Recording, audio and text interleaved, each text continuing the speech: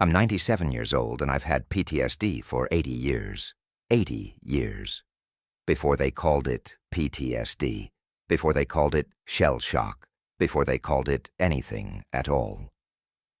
When I came home from the war in 1945, they didn't have a word for what was wrong with me. They just said I was nervous, that I needed rest, that I'd get over it with time. I didn't get over it. Not in a year, not in a decade, not in 80 years. I still have it.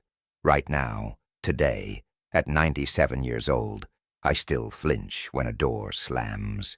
I still wake up at 3 a.m. with my heart pounding. I still see things when I close my eyes that I saw when I was 17 years old in a field in France. But here's why I'm talking to you today. Because even though the PTSD never went away, I found 3 things that actually work. Not cure. I want to be clear about that. There is no cure. Anyone who tells you there's a cure is lying to you or trying to sell you something. But there are things that make it survivable. Things that take it from a 10 to a 4. Things that gave me my life back after I thought the war had taken it permanently. It took me 50 years to find these 3 things. 50 years of suffering I didn't have to do. And if I can save you even 1 year of that suffering by telling you now, then this old man hasn't wasted his afternoon. But first, you need to understand what I was dealing with. Because PTSD isn't one thing. It's 100 things wearing a trench coat, pretending to be one thing. And unless you understand what it actually does to a man, the 3 things I'm going to tell you won't make sense. I enlisted in 1944. I was 17. I lied about my age, told them I was 18. The recruiter looked at me, and he knew I was lying. I could see it in his eyes, but this was 1944 and they needed bodies, so he stamped my papers and sent me on my way. My mother cried for 3 days straight. My father said, "You do your duty and you come home." That was it. That was the extent of the emotional preparation I received for what was about to happen to me. They sent me to Europe with the 4th Infantry Division. I landed in France in the fall of 1944. I was a replacement. That's what they called us, replacements. Because we were replacing the men who had already died. You show up, and there's a gap in the line where a person used to be, and now you're standing in that gap, and everyone looks at you like you're already dead, because in their experience, replacements don't last long. My first combat was near the Hurtgen Forest.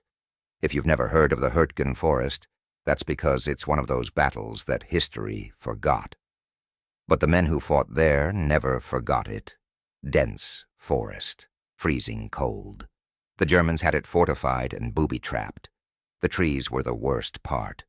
When artillery hit the trees, the shells would explode in the canopy and send wood and metal raining down on you. They called them tree bursts. You couldn't dig deep enough. You couldn't hide. The forest itself was trying to kill you. I spent 19 days in that forest. I was 17 years old, and I spent 19 days in freezing mud under constant artillery fire, watching men around me get torn apart by things I couldn't see coming. I won't describe the specifics. I've learned over 80 years that the specifics don't help anyone. They just spread the poison. What I'll say is this. I went into that forest as a boy who believed in God and came out as something that didn't believe in anything. After the Hurtgen Forest, there was the Battle of the Bulge, then pushing into Germany, then the camps, then the end of the war. By the time it was over, I had been in combat for almost 8 months straight. I was 18. I had killed men. I had watched men die. I had been so scared that I lost control of my body more than once. I had prayed and screamed and bargained with a God I no longer believed in. And then they put me on a boat and sent me home and said, "Congratulations. The war is over. The war was not over. Not for me. I got home to my parents' house in Kenosha, Wisconsin, in September 1945. I walked in the door and my mother hugged me and I felt nothing. This woman who I loved more than anyone in the world was holding me and I was empty. Like someone had scooped out everything inside me and left just the shell. The first night home, I couldn't sleep. I lay in my childhood bed, staring at the ceiling, and every noise in the house made my body go rigid. The refrigerator humming sounded like an engine. A branch scraping the window sounded like something moving through brush. My father coughed in the next room, and I was on the floor beside the bed with my hands over my head before I knew what I was doing. That was the beginning, the hypervigilance, the feeling that danger is everywhere, all the time, even in your own home, even in your own bed. Your body is stuck in war mode, and it doesn't know how to turn off. Every sound is a threat. Every shadow is a movement. Every quiet moment is just the pause before the next explosion. Then came the nightmares. Every night. The same scenes playing over and over. The forest, the artillery, the faces. I'd wake up screaming, drenched in sweat, heart beating so fast I thought I was having a heart attack. My mother would come in and sit on the edge of the bed and hold my hand and say, "It's okay, you're home, you're safe." But I wasn't safe. I was never safe again. My body forgot what safe felt like. Then came the anger. This is the part nobody talks about. The rage that lives underneath PTSD like lava under a thin crust. I was angry all the time, and I didn't know why. I'd snap at my mother for asking how I slept. I'd slam doors. I'd drive too fast. I'd get into arguments with strangers over nothing. One time a man bumped into me at a grocery store, and I grabbed him by the collar and pinned him against the shelves before I even knew what I was doing. My hands moved before my brain caught up. Because in the war, that reaction kept you alive. At home, it made you a danger to everyone around you. I got married in 1948. A woman named Evelyn, beautiful girl, kind eyes, patient beyond anything I deserved. We had 3 children, Robert in 1950, Carol in 1953, Joseph in 1957. And I loved them, I need you to know that. I loved them with everything I had. But everything I had wasn't much, because the war had taken most of me and what was left was angry and scared and numb, and trying desperately to hold it together during the day, so I could fall apart in private at night. Evelyn endured 30 years of my PTSD before I found anything that helped. 30 years of nightmares, mood swings, emotional distance, sudden rages over nothing. 30 years of sleeping next to a man who was fighting a war in his sleep. She never left. She never complained. She just loved me through it.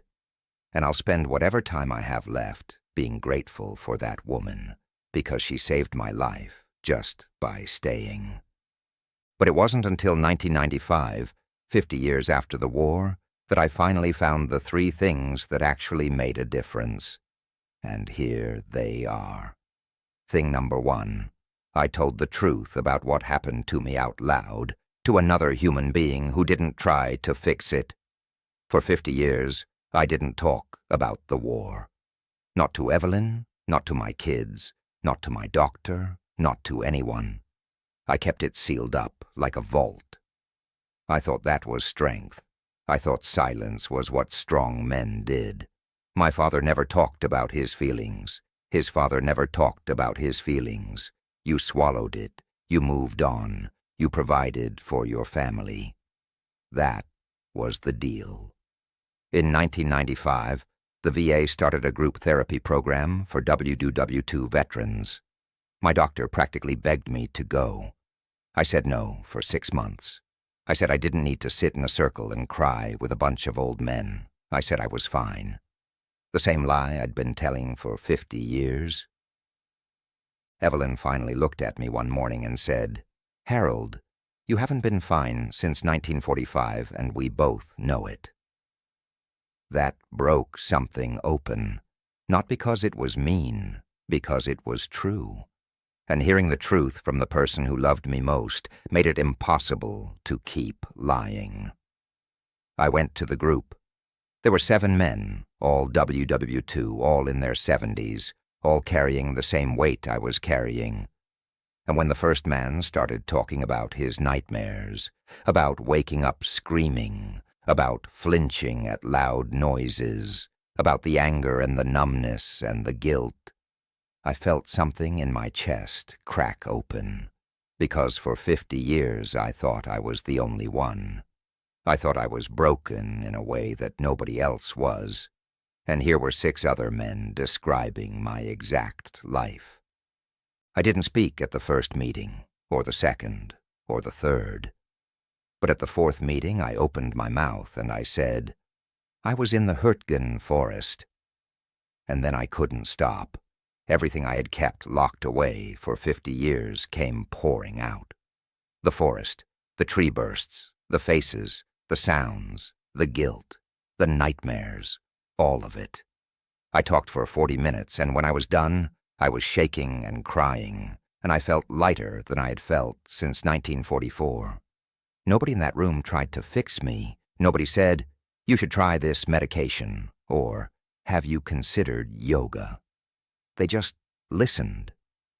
They nodded, because they understood, and that understanding, that simple act of being heard by someone who actually gets it, that was the first thing that changed my life. You don't have to join a group, but you have to tell someone, not a summary, not the clean version, the real version, the ugly, shameful, terrifying truth of what you carry. And it has to be someone who won't try to fix it, who will just listen. Because PTSD feeds on secrecy, it gets stronger in the dark. The moment you say it out loud, you take away some of its power. Not all of it, but enough to breathe. Thing number 2. I gave my body something to do every single day that wasn't sitting and remembering. This one sounds too simple. To matter. It's not. It might be the most important of the 3. For 50 years, my daily routine was this: wake up, go to work, come home, sit in my chair, stare at the television, go to bed, have nightmares, repeat. My body had nothing to do except store trauma. I was a warehouse for pain with no way to move it out. In 1996, a man in my therapy group, a guy named Walter, who had been at Normandy, told me he had started walking every morning, not jogging, not exercising in any athletic sense, just walking. 2 miles every morning at sunrise. He said it was the only time his mind was quiet. He said something I'll never forget. He said, "When my legs are moving, the war can't catch me." I thought he was crazy, but I was desperate. So the next morning I woke up at 5:30 and I walked. It was November in Wisconsin, cold, dark, miserable. I walked 2 miles through my neighborhood and I hated every minute of it. But when I got home, I noticed something. The tightness in my chest was less. Not gone. Less. The noise in my head was quieter. Not silent. Quieter. Like turning the volume down 1 notch on a radio that's been blasting static for 50 years. I walked the next morning, and the next, and the next. I haven't missed a morning in 28 years. Rain, snow, heat. It doesn't matter. I walk. At 97, I can't do 2 miles anymore. I do a half mile with a walker. It takes me 45 minutes, but I do it. Every single morning. Because Walter was right.